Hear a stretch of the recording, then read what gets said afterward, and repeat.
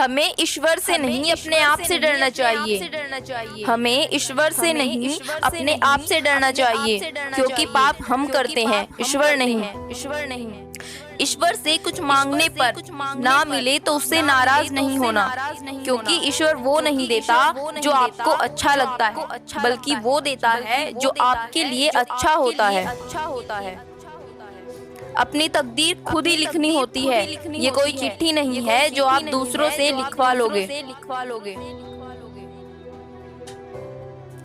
सब कुछ खोने से ज्यादा बुरा उस उम्मीद को खो देना है जिसके भरोसे आप सब कुछ वापस पा सकते हैं। सच बोलने का एक फायदा ये भी है कि झूठ की तरह हमें उसे याद नहीं रखना पड़ता। सच्चाई के रास्ते पर चलना फायदे की बात होती है, क्योंकि इस राह पर भीड़ कम होती है।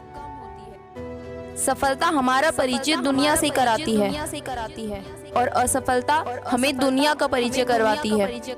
अगर आपके पास डिग्री है या नहीं, दोनों ही फायदेमंद है। अगर आप डॉक्टर या इंजीनियर हैं तब आप एक ही काम कर सकते हैं, पर यदि आपके पास कोई डिग्री नहीं है तो आप कुछ भी कर सकते हैं। जिंदगी में बड़ा बनो, पर उसके सामने नहीं जिसने तुम्हें बड़ा किया हो।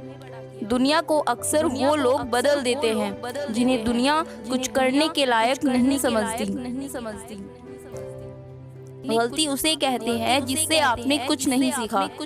गलती करना बुरा नहीं है, बल्कि गलती से सीख ना लेना बुरा है।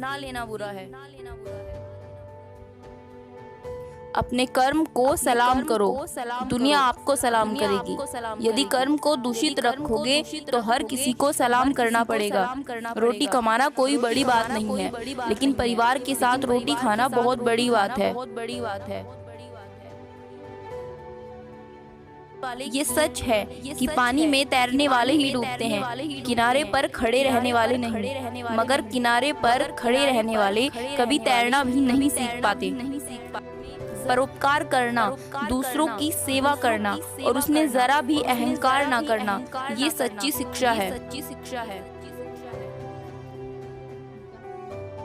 मोहब्बत साथ हो जरूरी नहीं, पर मोहब्बत जिंदगी भर हो ये बहुत जरूरी है।